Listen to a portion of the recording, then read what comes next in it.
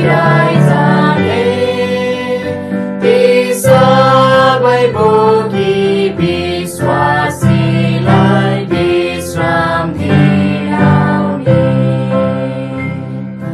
मुकुट लगाउनलाई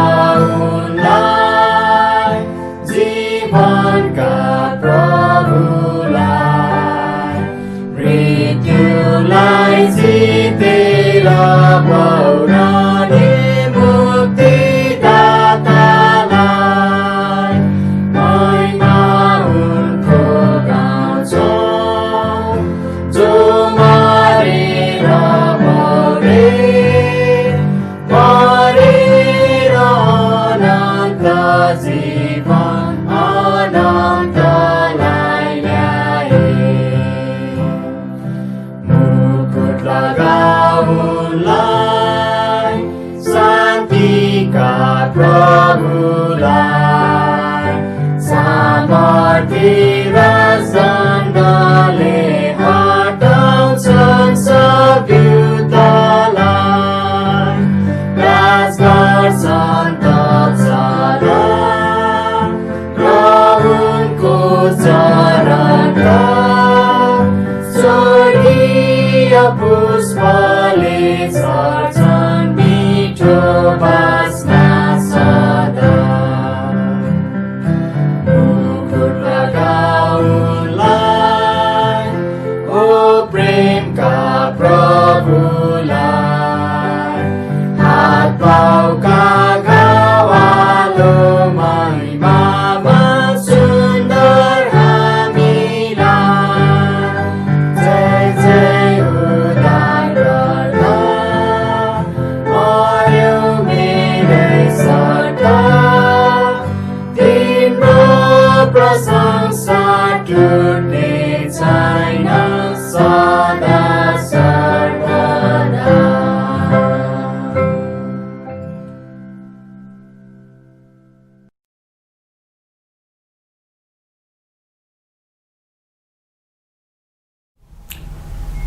तपाईहरु सबैजनालाई जय मसीह। आउनुस् हामी यस महिनाको अनि यस हप्ताको निम्ति केही प्रार्थनाका विषयहरू अनि सूचनाहरू हामी सुन्नेछौँ। हामीले तपाईहरुलाई यस डिसेम्बर महिनाको निम्ति प्रार्थनाका सूचीहरू तपाई यस मण्डलीका सदस्यहरूलाई पठाएका छौँ। कृपया तपाईहरुले त्यहाँ त्यस सूचीमा रहेका प्रार्थनाका विषयहरूलाई आफ्नो व्यक्तिगत र पारिवारिक प्रार्थनाहरूमा सम्झना गरिदिनु हुन म तपाईहरुसँग अनुरोध गर्दछु। र तपाईहरुको यदि कुनै प्रार्थना अनुरोधहरू छन् भने कृपया तपाईहरुले हामीलाई पठाउनु होला। हामी प्रार्थनाको सूचीमा त्यसलाई समावेश गर्नेछौँ। हामी अहिलेको समयको निम्ति प्रार्थना गरौँ। मण्डलीका सबै सदस्यहरूको स्वास्थ्यको निम्ति तथा खाँचोहरूको निम्ति र हामी प्रार्थना गरौँ जो जो शरीरमा कमजोर दुर्बल हुनुहुन्छ, बिरामी पर्नु भएको छ, उहाँहरूको निम्ति पनि हामी प्रार्थनामा सम्झना गरौँ। हामी हाम्रो देश र विश्वभरि अहिले फैलिरहेको कोरोना भाइरसको समस्याको निम्ति पनि प्रार्थना गरौँ र हामी परमेश्वरको अनुग्रह सबै मानिसहरूले प्राप्त गर्न सकुन् भनेर हामी प्रार्थना गरौँ। र जे जस्तो यो उपचारको तरिकाहरू अहिले विकास हुँदैछ त्यसको निम्ति पनि हामी प्रार्थना गरौँ। हामी स्थानीय मण्डलीहरू र बाइबलीय मण्डलीहरू उहाँहरूको वर्तमान समयमा जुन सेवाहरू छ, जुन जुन तरिकाबाट गरिरहनु भएको छ, हामी उहाँहरूको निम्ति पनि प्रार्थना गरौँ। हामी Navjeevan Baptist Church, Hetauda Bethel Baptist Church र बेरिया ब्याप्टिस्ट चर्चको निम्ति पनि हामी प्रार्थना गरौँ। हामी मिसनरी परिवारहरूको निम्ति पनि प्रार्थनामा निरन्तर सम्झना गरिरहौँ। हाम्रो राजेश भाइ उहाँको निम्ति पनि प्रार्थना गरिरहौँ र अरू पनि मिसनरी परिवारहरू जसलाई हामीले विगतमा र प्रार्थनाको सूचीमा पनि हामीले समावेश गरेका छौँ, उहाँहरूको निम्ति हामी प्रार्थना गरिरहौँ। अनलाइन सेवाको निम्ति तपाईहरुको प्रार्थना र हौसलाको निम्ति परमेश्वरलाई धन्यवाद छ। उहाँको परमेश्वरको सहायताको निम्ति पनि उहाँलाई धन्यवाद छ। अनि अनलाइन र अन्य तरिकाबाट तपाईहरुले भेटीहरु उपलब्ध गराउनु भएको छ, त्यसको निम्ति पनि धन्यवाद छ। हामी अब अर्को हप्ता मण्डली भवनको भाडा तिर्नुपर्ने समयमा छौं, त्यो महिनामा छौं, त्यो हप्तामा छौं। अनि प्रार्थना गरिदिनुस् कि हामी प्रभुको सहायतामा सबै कुराहरू गर्न सकौं र यो भेटीहरूद्वारा हामीले जुन भाडाहरू तिर्ने गरेका छौं त्यसको निम्ति पनि प्रभुको आशिष रहेको होस्। हामी प्रार्थना गरौं। अनलाइन सेवाको निम्ति सहायता गर्नुहुने प्रिय भाइ बहिनीहरू, साथीहरू, ख्रीष्टमा सहकर्मीहरूलाई म धन्यवाद दिन चाहन्छु र परमेश्वरलाई पनि त्यसको निम्ति धन्यवाद दिन चाहन्छु। हामी यस हप्ताको निम्ति नयाँ पदलाई हेर्नेछौं। अब हामी हप्ता 50 मा छौं। हप्ता 50 मा सानाहरू मध्ये एउटालाई पनि तुच्छ नठान। सानाहरू मध्ये एउटालाई पनि तुच्छ नठान। मत्ती 18 अध्यायको 10 पद।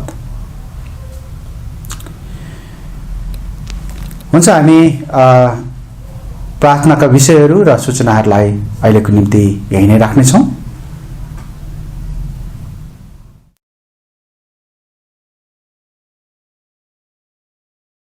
सबैलाई प्रभु येशू ख्रीष्टको नाममा जय मसीह। हामी वचनबाट हेर्न गइरहेका छौं। तपाईहरु मसँग मत्तीको पुस्तक 11 अध्यायको 11 पदमा पल्टाउनु होला।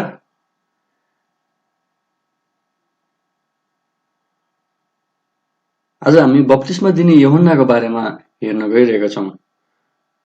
बप्तिस्मा दिने यूहन्नालाई चाहिँ बाइबलमा उजाड स्थानमा कराउनेको आवाज, परमेश्वरको सन्देशवाहक भनेर जनाइएको छ।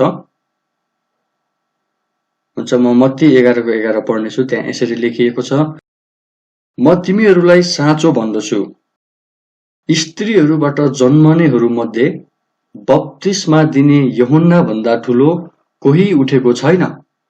तरै पनि स्वर्गको राज्यमा जो सबैभन्दा सानो छ त्यो यिनी भन्दा ठूलो हुन्छ।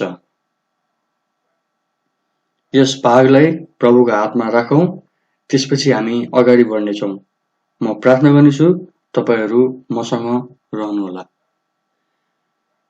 धन्यवाद छ हाम्रो महान अनि अति नै उच्चमा विराजमान हुनुहुने स्वर्गीय पिता। तपाई प्रभुको वचनको निम्ति, तपाई प्रभुले हामीलाई दिनुभएको यस अवसरको निम्ति, अनि तपाई प्रभुले हामीलाई दिनुभएको शिक्षाहरूको निम्ति, जसरी बप्तिस्मा दिने यूहन्नाको जीवनबाट हामीले धेरै कुराहरू सिक्न सक्छौं। अनि आज हामी त्यही कुराहरू हेर्न गइरहेका छौं। अनि यस वचनद्वारा मलाई सिकाउनलाई र सुन्नेहरूलाई सबैलाई सहायता गर्नुभएको होस्। बुझ्नको निम्ति, यस वचनहरूबाट साथै आशिषहरू पाउनको निम्ति म प्रार्थना गर्न चाहन्छु। यस वचनद्वारा हामी सबैलाई आशिष दिनुभएको होस्। आशिष माग्छौं हामीलाई प्यार गर्नुहुने येशू प्रभु ख्रीष्टको नाममा, आमेन। परिचयमा हामी मत्तीकै अर्को खण्डमा हेर्नेछौं। मत्ती 3 को 3 मा एकचोटि हेरौं।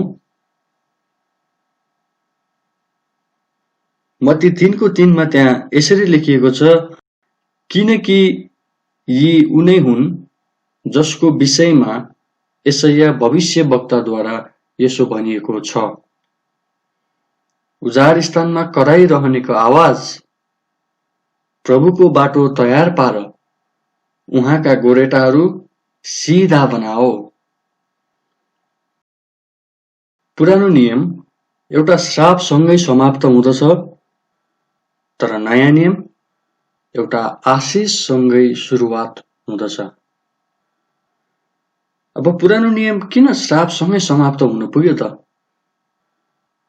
भन्दाखेरि यसको कारण चाहिँ इजरायलले परमेश्वरका भविष्यवक्ताहरूलाई इन्कार गरेको कारणले गर्दा नै हो। मत्ती 23 अध्यायको 37 पदमा येशू ख्रीष्टले के भन्नुभएको छ, एकचोटि ध्यान दिउँ न।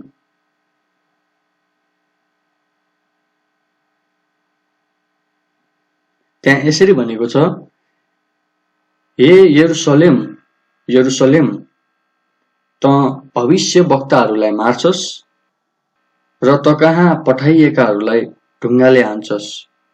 जसरी कुखुरीले आफ्ना चल्लाहरूलाई आफ्ना पखेटा मुनि बटुल्छे, त्यसरी नै मैले पनि कतिचोटि तेरा छोराछोरीहरूलाई बटुल्ने इच्छा गरेँ, तर तिमीहरूले इच्छा गरेनौ। तपाईँले देख्नुहुन्छ यहाँनिर इजरायलले परमेश्वरका जनहरूलाई, भविष्य वक्ताहरूलाई कसरी इन्कार गरेका छन्, परमेश्वरले देखाउनु भएको वास्तालाई कसरी इन्कार गरेका छन् भनेर चाहिँ मैले त्यहाँनिर देखाइरहनु भएको छ। त्यसै कारणले गर्दाखेरि नै पुरानो नियम एउटा श्रापसँगै अन्त्य भएको हामी पाउन सक्छौँ।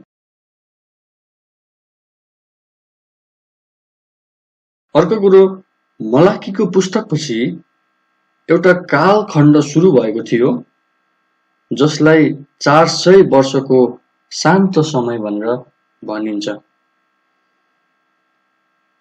अब यसलाई किन शान्त समय भनेर भनियो त भन्दाखेरि यी वर्षहरू चाहिँ मलाकीदेखि मत्तीसम्म रहेको बीचको समय हो,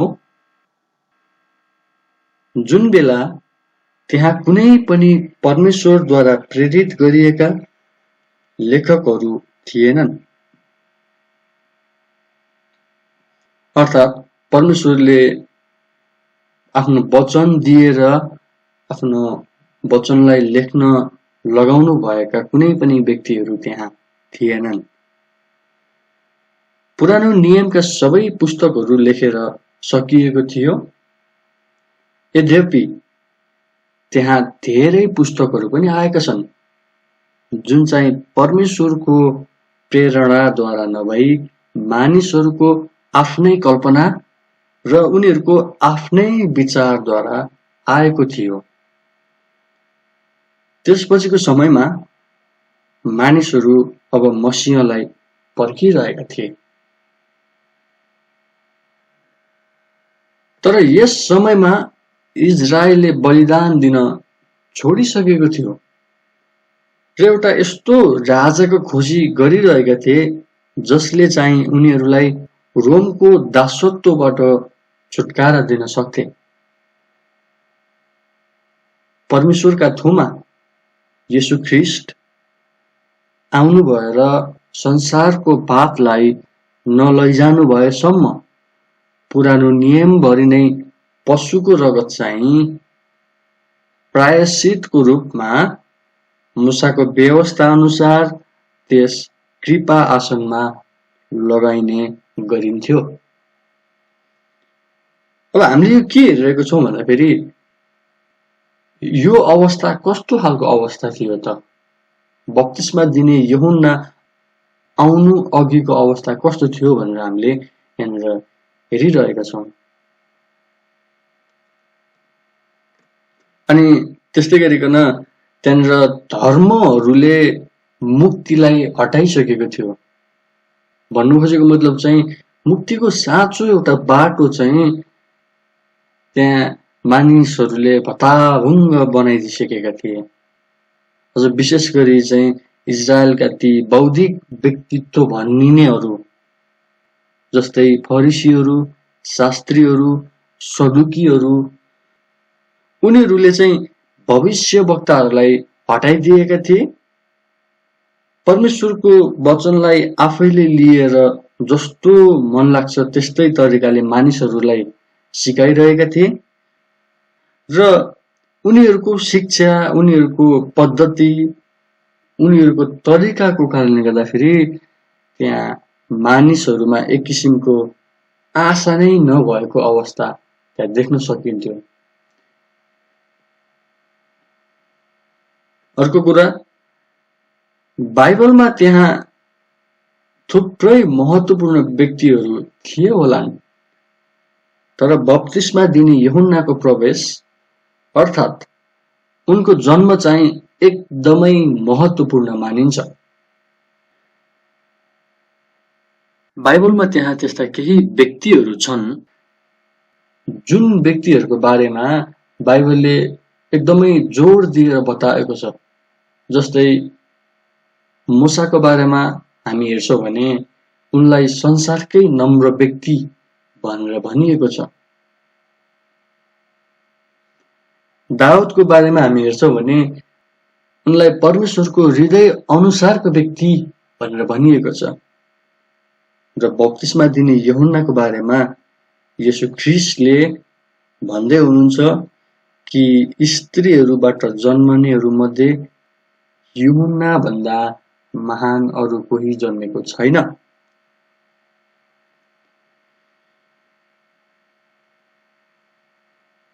बाइबलमा बप्तिस्मा दिने यूहन्नाको प्रवेश, उनको जन्म एकदमै महत्त्वपूर्ण मानिन्छ।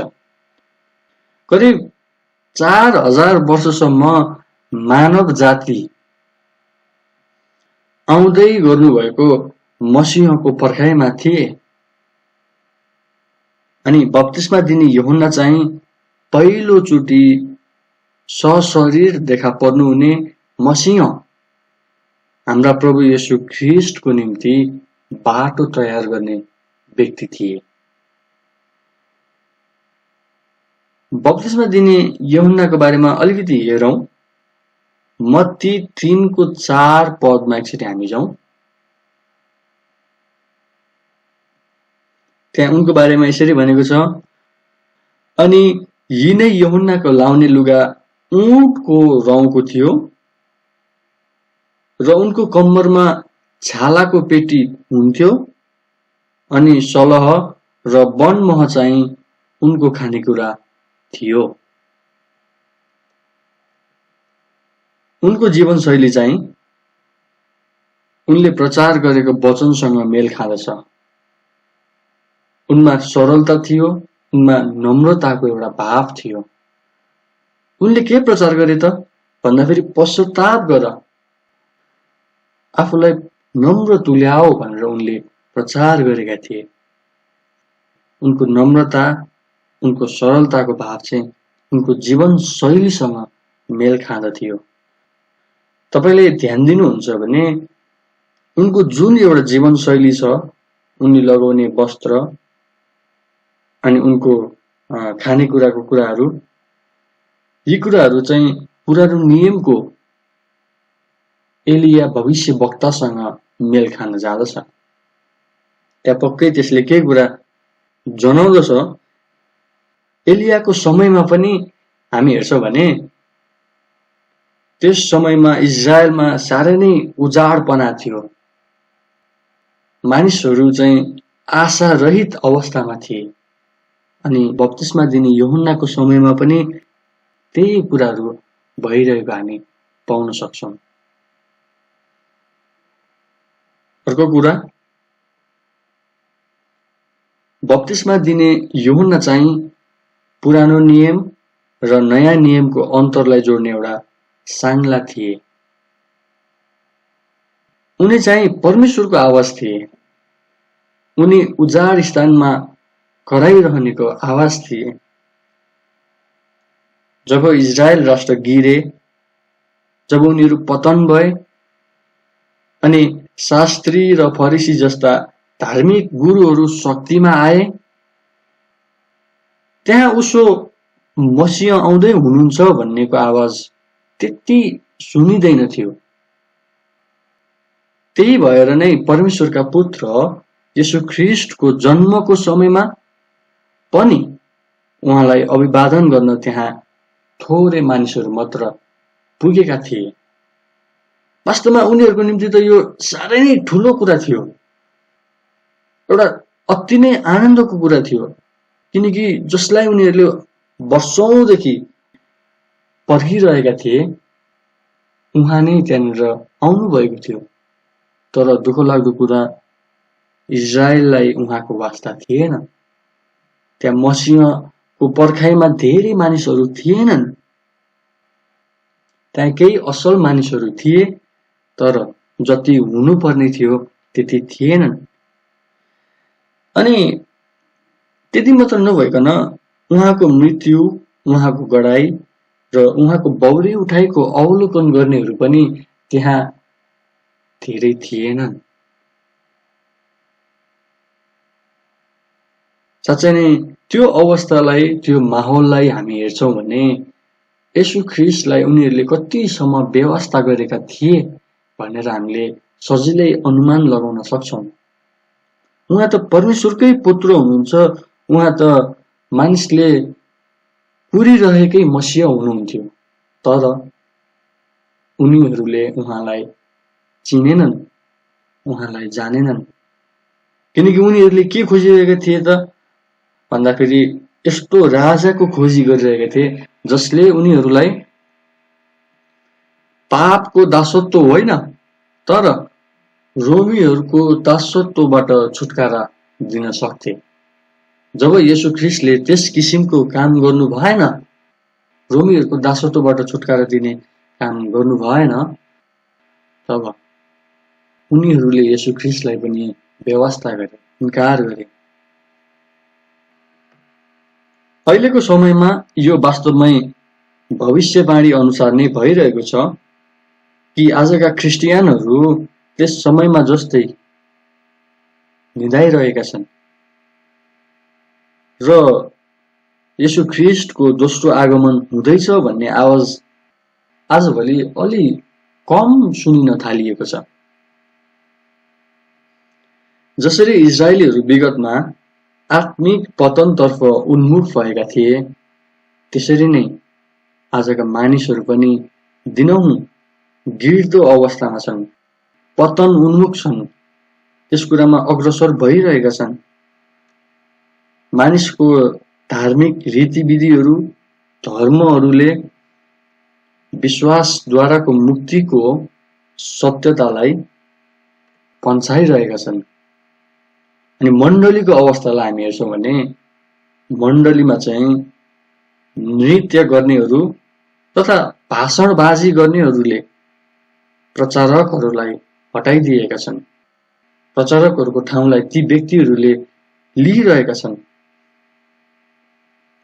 मण्डली एउटा मुक्तिको सन्देश आउँदै गरेको इन्साफको चेतावनी बाँड्ने ठाउँ हुनुको सट्टामा एउटा मनोरञ्जन गराउने र कानलाई आराम तुल्याउने खालका समृद्धिका सन्देशहरू बाँड्ने ठाउँ बन्दै गएको छ।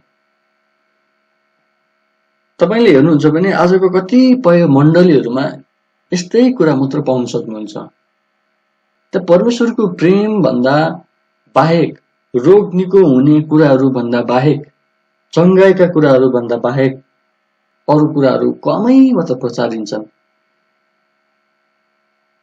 किन भन्दाखेरि मानिसहरूलाई एउटा क्रोधको बारेमा सिकाउनु, पापको बारेमा सिकाउनु, उनीहरूलाई चाहिँ पश्चाताप गर्ने बारेमा सिकाउनु भनेको उनीहरूलाई एक किसिमले रिस उठाउनु हो भनेर मानिसहरूले, कतिपय मण्डलीहरूले मानिलिन्छन्। उनीहरूलाई सङ्ख्या महत्त्वपूर्ण छ, उनीहरूलाई सन्देश महत्त्वपूर्ण छैनन्। अनि त्यसै कारणले गर्दाखेरि मानिसहरूलाई मनपर्ने किसिमको मात्रै सन्देशहरू बाँड्न उनीहरू रुचाउँछन्। आज हामी हेर्छौँ भने संसारिकताले पवित्रताको सुन्दरतालाई हटाइदिएको छ। हामीलाई बप्तिस्मा दिने यूहन्ना जस्तै खाँटी सत्यता प्रचार गर्ने साहसी प्रचारकहरूको खाँचो छ। जब तपाईँ खाँटी वचनहरू प्रचार गर्नुहुन्छ तब तपाईँ शत्रु बन्नुहुनेछ, संसारको पनि र आफ्नै भनिनेहरूको पनि। बप्तिस्मा दिने यूहन्नाको मृत्यु उनको विरोधीहरूको कारणले गर्दाखेरि भएको थियो। उनको टाउको काटिएर उनलाई मारिएको थियो।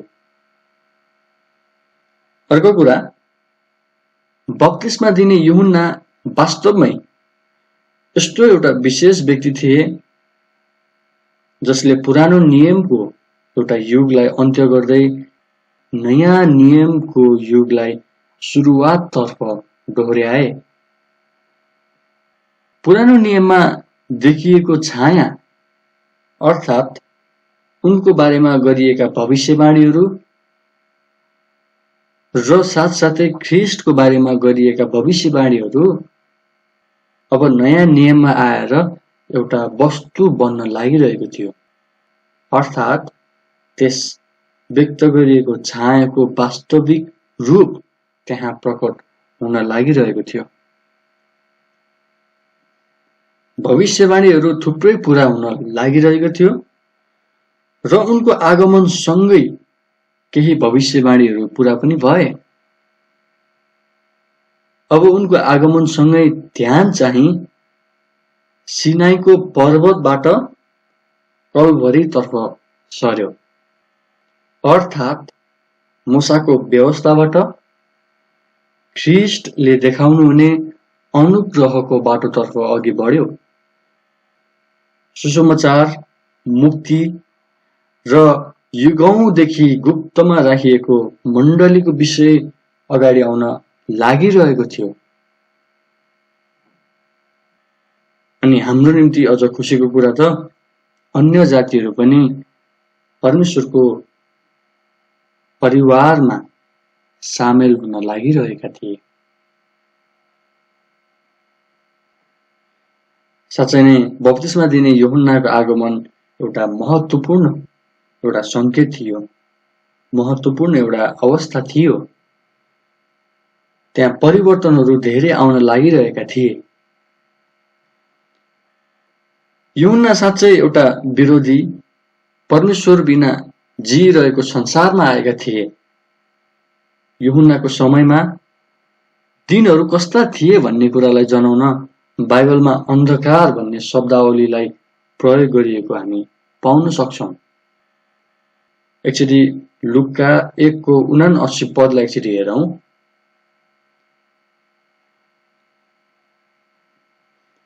लुका 1:79 पदमा त्यहाँ यसरी लेखिएको छ,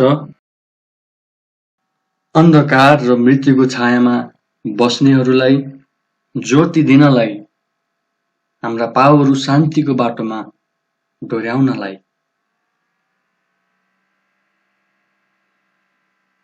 अहिलेका हाम्रा दिनहरूमा पनि दोस्रो आगमन अघि हामी पनि त्यस्तै अवस्थाहरूमा रहेको पाउन सक्छौं।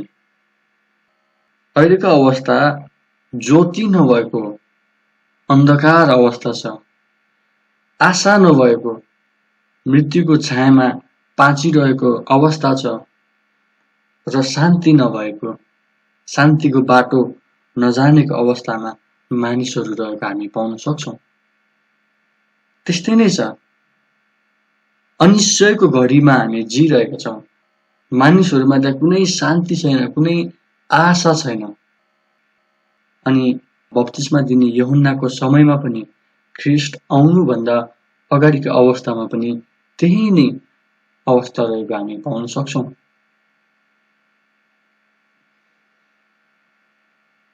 बप्तिस्मा दिने यूहन्नाको आगमनले के कुराको संकेत गर्दछ त?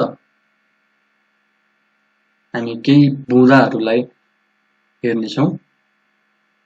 पहिलो कुरा, इजरायलीहरूसँग व्यवहार गर्दा परमेश्वरले आफ्नो अनुग्रह देखाउनु भएको। भजन संग्रह 78:38 मा एकचोटि हेरौं।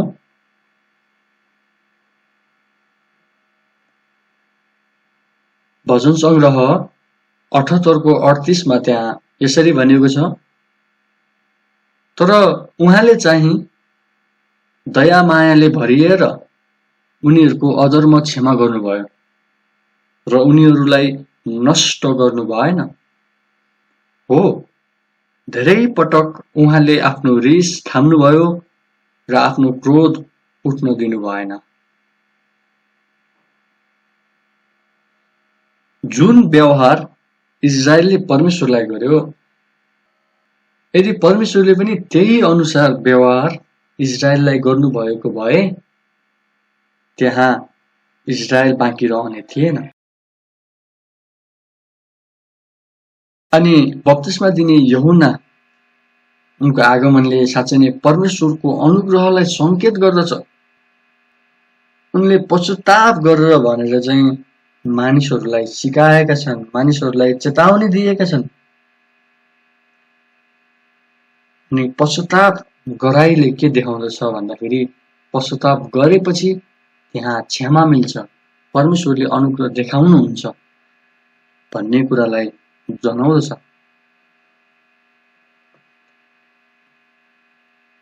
इजरायललाई सदाका निम्ति सिध्याउन परमेश्वर साह्रै नै न्यायी बन्न पनि सक्नुहुन्थ्यो। तिनीहरूले परमेश्वरको आश्चर्य कर्महरूलाई देखेका थिए। तिनीहरूका निम्ति परमेश्वरका भविष्य वक्ताहरूलाई पठाइएको थियो। साथै तिनीहरूसँग त परमेश्वरको वचन पनि थियो। तरै पनि उनीहरूले परमेश्वरलाई सुनेनन्। त्यति ठुलो कुराहरूद्वारा पनि परमेश्वरलाई पछ्याएनन्। त्यति हुँदाहुँदै पनि बप्तिस्मा दिने यूहन्नाले उनीहरूलाई भन्दैछन्, पश्चाताप गर, किनकि स्वर्गको राज्य नजिकै आएको छ। अनि उनको आगमनले के कुरा पनि जनाउँदछ भन्दाखेरि परमेश्वर न्यायको परमेश्वर मात्र हुनुहुन्न, परमेश्वर न्यायी मात्र हुनुहुन्न, तर परमेश्वर प्रेमको परमेश्वर पनि हुनुहुन्छ भनेर देखाउँदछ। उहाँ अनुग्रह, कृपा र सहनशीलताको परमेश्वर हुनुहुन्छ। हामीले पाउनु पर्ने भन्दा उहाँ हाम्रो निम्ति राम्रो बनिदिनु भएको छ। यो एकदमै महत्त्वपूर्ण छ। हामीले जे पाउनु पर्ने हो त्यो हामीले यदि पाउँछौँ र पाउँथ्यौँ भने हामी यसरी रहन सक्ने थिएनौँ। हामी नाश भइसकेका हुने थियौँ। तर एउटा नयाँ आशा उहाँले हामीलाई दिनुभएको छ। बप्तिस्मा दिने यूहन्नाको आगमनले त्यो कुराको एउटा संकेत गर्दछ। दोस्रो कुरा, परमेश्वरले आफ्ना सन्देशवाहकलाई पठाउनु भएर गर्नुभएको भलाइलाई हामी पाउन सक्छौँ। यसैया 40 अध्यायको 1 देखि 3 पदमा एकचोटि हेरौँ। त्यहाँ यसरी भनेको छ, तिमीहरूका परमेश्वर भन्नुहुन्छ, सान्त्वना देऊ, मेरो प्रजालाई सान्त्वना देऊ, यरुशलेमसँग सान्त्वनाको कुरा गर र त्यसलाई कराएर यसो भन, तिम्रो लडाईँ पूरा भयो, तिम्रो अधर्म क्षमा भयो, किनकि त्यसले आफ्ना सबै पापहरूका निम्ति परमप्रभुको हातबाट दोबर पाएको छ। उजाड स्थानमा कराउनेको आवाज, परमप्रभुको बाटो तयार गर, हाम्रा परमेश्वरका निम्ति मरुभूमिमा एउटा राजमार्ग सिधा पार।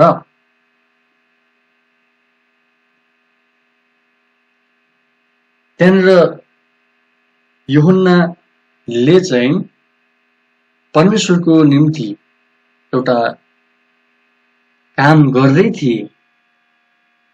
यसु ख्रीष्ट आउनुभन्दा अगाडि उहाँको निम्ति बाटो बनाउने काम गरिरहेका थिए, किनकि त्यहाँनिर ठुलो परिवर्तन हुन लागिरहेको थियो। व्यवस्थाबाट चाहिँ मानिसहरू अब अनुग्रहको युगमा प्रवेश गर्न लागिरहेका थिए। अनि त्यसको निम्ति अब काम गर्नको निम्ति परमेश्वरले बप्तिस्मा दिने यूहन्नालाई पठाइरहनु भएको थियो।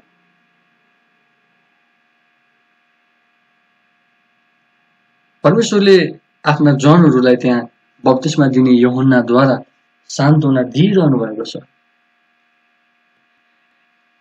त्यहाँ उनीहरूको अपराधहरूलाई क्षमा गर्दै र मसीहको निम्ति बाटो तयार गरेर इजरायलसँग रिसाउनुको साटो परमेश्वरले उनीहरूलाई आफ्ना भविष्य वक्ताहरूद्वारा सान्त्वना दिनुभएको छ। परमेश्वरले हाम्रो देश नेपाललाई पनि त्यही नै गर्नुहुन्छ। हाम्रो देश अपराधले भरिपूर्ण छ, पापमा डुबेको छ। मानिसहरू आफ्नै किसिमले हिँड्न चाहन्छन्, तरै पनि उहाँले आफ्ना प्रचारकहरूद्वारा उहाँको वचनको ज्योति छरि नै रहनु भएको छ।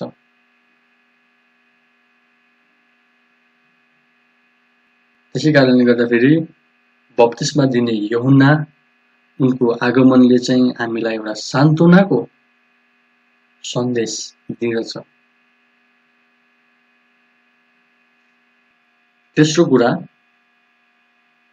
आफ्ना प्रतिज्ञाहरूप्रति परमेश्वरको विश्वासयोग्यता। गलाती 4को 4 देखि 5 मा एकचोटि हेरौं।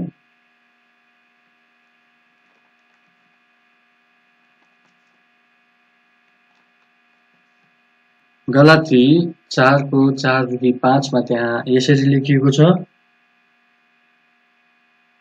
तर जब समय पूरा भयो तब परमेश्वरले आफ्ना पुत्रलाई पठाउनु भयो, जो स्त्रीद्वारा जन्मनु भयो, व्यवस्थाको अधीनतामा जन्मनु भयो, हामी धर्मपुत्र हुन पाऊँ भनेर यस व्यवस्थाको अधीनतामा भएकाहरूलाई दाम तिरी छुटकारा दिनलाई जन्मनु भयो।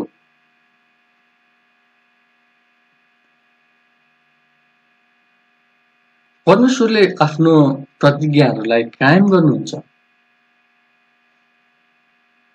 जब त्यहाँ इजरायलमा 400 वर्षसम्म शून्यता थियो, त्यहाँ कुनै भविष्यवाणीहरू थिएन, मानिसहरूले आशा मारिसकेका थिए, मसीह आउँदै हुनुहुन्छ भन्ने पर्खाइमा उनीहरू थकित भइसकेका थिए, तरै पनि परमेश्वर विश्वासयोग्य हुनुहुन्छ भन्ने कुरा बप्तिस्मा दिने यूहन्नाको जन्मले बताउँदछ। उनले भन्दै थिए, म पछि एकजना यस्तो आउनुहुनेछ जो म भन्दा महान हुनुहुनेछ। उनले उहाँलाई परमेश्वरका थुमा भनेर सम्बोधन गर्दैछन्।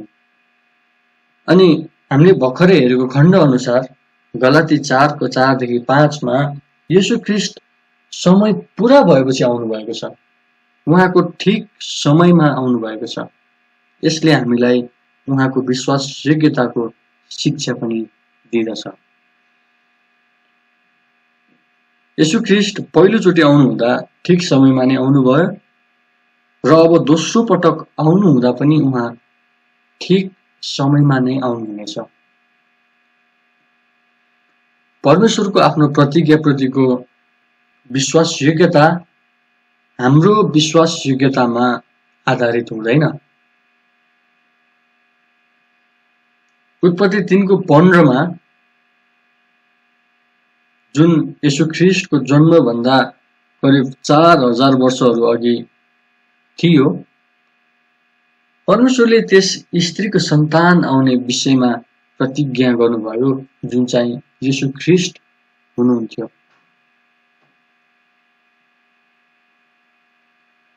हामी चुक्छौं, तर परमेश्वर कहिले पनि चुक्नुहुन्न। एकचोटि गन्तीको पुस्तक 23 अध्यायको 19 पदलाई एकचोटि हेरौं। गन्ती 23को 19 मा त्यहाँ यसरी लेखिएको छ, परमेश्वर मानिस हुनुहुन्न, यसैले उहाँ झुट बोल्नुहुन्न, न त उहाँ मानिसको सन्तान नै हुनुहुन्छ, यसैले उहाँ पछुतो गर्नुहुन्न। के उहाँले भन्नु भएपछि सो गर्नुहुन्न र? अनि बोल्नु भएपछि त्यो पूरा गर्नुहुन्न र? साँच्चै नै परमेश्वरले आफूले जे कुरा बोल्नुहुन्छ त्यो कुरा अवश्य पनि पूरा गर्नुहुन्छ। जुन वाचा उहाँले पुरानो नियममा गर्नुभएको थियो, त्यो वाचा चाहिँ उहाँले अब पूरा गर्दै हुनुहुन्थ्यो। अनि त्यो एउटा संकेत चाहिँ बप्तिस्मा दिने यूहन्नाले गरिरहेका थिए। हामी अर्को खण्ड हेर्छौं भने दोस्रो तिमोथी 2:13मा त्यहाँ यसरी लेखिएको छ, हामी विश्वासयोग्य भएनौं भने पनि उहाँ विश्वासयोग्य रहनुहुन्छ। उहाँले आफैलाई इन्कार गर्न सक्नुहुन्न।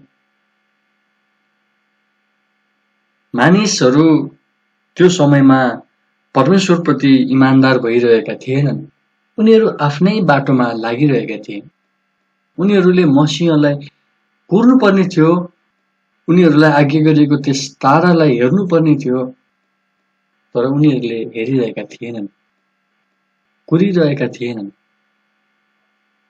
तरै पनि परमेश्वर विश्वासयोग्य रहिरहनु भयो। परमेश्वरको विश्वासयोग्यता मानिसहरूको विश्वासयोग्यतामा आधारित हुँदैन। हामी विश्वासयोग्य भएनौं भने पनि उहाँ भने विश्वासयोग्य भइरहनु नै हुन्छ। चौथो कुरा, बप्तिस्मा दिने यूहन्नाको आगमनले पश्चाताप गर्ने तरिका र मुक्तिको निम्ति विश्वासको बाटोलाई देखाउँदछ। मत्ती 21:32मा एकचोटि हेरौं। मत्ती 21:32मा त्यहाँ यसरी लेखिएको छ, किनभने यूहन्ना तिमीहरू कहाँ धार्मिकताको मार्गमा आए र तिमीहरूले उनलाई विश्वास गरेनौ, तर महसुल उठाउनेहरू र वेश्याहरूले चाहिँ उनलाई विश्वास गरे। अनि तिमीहरूले यो देखेर पनि उनलाई विश्वास गर्नलाई पछिबाट पछुतो गरेनौ। पश्चाताप गर्ने तरिका कसरी हो त? र मुक्तिको निम्ति बाटो कस्तो खालको हो त? कुन बाटोबाट चाहिँ मुक्ति पाइन्छ भनेर बप्तिस्मा दिने यूहन्नाले मानिसहरूलाई त्यहाँ सिकाएका थिए। पश्चाताप गर, उनले बारम्बार भन्थे, पश्चाताप गर, आफ्ना पापहरूको क्षमा मानिलियो भनेर उनले त्यहाँनिर प्रचार गर्थे। उनले आजका कतिपय झुण्डहरूले प्रचार गर्ने जस्तो समृद्धिको प्रचार गरेनन्, शान्तिकै मात्र पनि प्रचार गरेनन्। हामीलाई शान्तिको प्रचार चाहिन्छ, हामीलाई उत्साहको प्रचार चाहिन्छ, तर साथसाथै हामीलाई पापहरूबाटको पश्चातापको प्रचार पनि चाहिन्छ। बप्तिस्मा दिने यूहन्नाले पापहरूको पश्चाताप, धार्मिकताको बाटो, विश्वास, आउन लागेको क्रोध जस्ता सत्यतामा प्रचार गरे। उनले मुक्तिको बाटो भनेको पश्चाताप, विश्वास र पापहरूको क्षमा नै हुन् भनी दृढ भई प्रचार गरिरहे। त्यहाँ सत्यता थियो। उनले शास्त्री र फरिसीहरूले जस्तो धार्मिक रीतिविधिहरूलाई मात्रै पछ्याउनु पर्छ भन्ने किसिमको प्रचार गरेनन्। उनले जे सत्य थियो त्यही कुरा प्रचार गरे। निष्कर्षमा बप्तिस्मा दिने यूहन्ना जस्तै हामी पनि बन्न सक्छौं। उनी प्रख्यात थिएनन्, धनी पनि थिएनन्, न त जीवनका धन्दाहरूमा ध्यान दिने खालका नै थिए। उनी त साधारण जीवनद्वारा नै परमेश्वरको महिमा गर्दथे र उहाँकै इच्छालाई खोज्दथे। हामीलाई संसारले चिन्नु छैन, प्रख्यात बनिनु पनि छैन, न त जीवनका भौतिक थोक तथा धन्दाहरूमा नै अनावश्यक रूपमा ध्यान दिनु नै छ। तर हामीले त उनै साधारण यूहन्ना जस्तै उहाँको इच्छालाई बुझ्न र पालन गर्न जरुरी छ। जसरी उनले मानिसहरूलाई पश्चातापका निम्ति प्रचार गरे, हामीले पनि त्यही गर्न सक्छौं। क्रिसमस नजिकै आउँदैछ अनि क्रिसमसको टाइममा हामीले मानिसहरूलाई ख्रिस्टको जन्म, उहाँको उद्देश्य, मुक्तिको बाटो र आउँदै गरेको न्यायको बारेमा उनीहरूलाई बताउन सक्छौँ, सिकाउन सक्छौँ, उनीहरूलाई चेतावनी दिन सक्छौँ। यदि हामी पनि परमेश्वरको सेवा गर्न चाहन्छौँ भने हाम्रो पहिलो प्राथमिकता धन होइन, तर परमेश्वरलाई प्रेम गर्ने मन हुनुपर्दछ, उहाँको इच्छा हुनुपर्दछ। यूहन्नाको जीवनलाई हेर्ने हो भने उनी साह्रै नै कमजोर अवस्थामा हुर्किएका थिए। उनको आर्थिक अवस्था राम्रो भएको कारण उनी ख्रिस्टको प्रिय बनेका होइनन्, तर उनले परमेश्वरको इच्छालाई पालन गरेको कारणले गर्दाखेरि नै उनी चाहिँ ख्रिस्टको निम्ति प्रिय बन्न पुगे। उनीबाट हामीले नम्रताको पाठ सिक्न सक्छौँ। उनले आफू चाहिँ होच्याइनु र ख्रिस्ट चाहिँ उच्च पारिनु आवश्यक छ भनेर उनले बताए। उनले आफैलाई होइन तर ख्रिस्टलाई उचाले। चाहेको भए उनले आफैलाई पनि उचाल्न सक्थे, कारण उनी त भविष्यवाणीहरू अनुसार जन्मिएका थिए। तरै पनि उनले आफू होचिनु पर्ने तर ख्रिस्ट उचालिनु पर्ने कुरा गरे र त्यही अनुसार नै जिए। जब येशू ख्रिस्ट उनी कहाँ बप्तिस्मा लिन आउनु भएको थियो तब उनी साह्रै नै नम्र भएर उनले ख्रिस्टलाई भने, प्रभु, मलाई पो तपाईबाट लिन खाँचो छ, तर तपाईँ पो म कहाँ आउँदै हुनुहुन्छ। अनि ख्रिस्टले पनि भन्नुभयो, अहिलेलाई यस्तै हुन दियो। उनी कति नम्र थिए, उनी कति सरल थिए। के ख्रिस्टले पनि हाम्रो बारेमा कुनै यूहन्नाको बारेमा जस्तै भन्न सक्नु होला त? हामीले हेरेको चाबी पदमा मत्ती 11:11 त्यहाँ यसरी भनेको छ, म तिमीहरूलाई साँचो भन्दछु, स्त्रीहरूबाट जन्मनेहरूमध्ये बप्तिस्मा दिने यूहन्ना भन्दा ठुलो कोही उठेको छैन। आउनुहोस् हामी अन्तिम प्रार्थना गरौँ, त्यसपछि आजको वचनको भागलाई हामी यहीँ अन्त गर्नेछौँ। म प्रार्थना गर्नेछु। हे हाम्रा स्वर्गीय पिता, हे हाम्रा जीवित परमेश्वर बुवा, तपाईँ प्रभुको वचनको निम्ति धन्यवाद छ। अनि बप्तिस्मा दिने यूहन्नाको उदाहरणको निम्ति धन्यवाद छ। हामी उनी जस्तै नम्र बन्न सक्छौँ, उनी जस्तो सत्यतालाई मन पराउने व्यक्तिहरू बन्न सक्छौँ, उनी जस्तो सत्यतालाई प्रेम गर्ने र सत्यतामै रहिरहने व्यक्ति बन्न सक्छौँ। अनि जुन कुराहरू हामीले सिक्यौँ, जुन सत्यतालाई हामीले जान्यौँ, हामीलाई पनि त्यस्तै बनाउनुहोस् प्रभु। तपाईँ प्रभुको जन्मको उत्सव हामी आउने दिनहरूमा मनाउनेछौँ, तर त्यस सँगसँगै हामीले मानिसहरूलाई बाँड्नुपर्ने सत्यता पनि हामीले बाँड्न सकौँ। तपाईँ प्रभुको आगमनको बारेमा उनीहरूलाई बुझाउन सकौँ प्रभु। जसरी बप्तिस्मा दिने यूहन्नाले ख्रिस्टको निम्ति बाटो तयार गर्दै थिए, हामीले पनि तपाईँ प्रभुको आगमनको बाटोलाई हामीले तयार गर्न सकौँ, मानिसहरूलाई बाँड्न सकौँ। हामीलाई विश्वासयोग्य तुल्याउनुहोस्, हामीलाई उनी जस्तै नम्र तुल्याउनुहोस् प्रभु। यस वचनको भागलाई तपाईँ प्रभुको हातमा राख्न चाहन्छौँ र हामी सुन्नेहरू सबैलाई आशिष दिनुभएको होस्। आशिष माग्छौँ हामीलाई प्यार गर्नुहुने येशू प्रभु ख्रिस्टको नाममा, आमेन।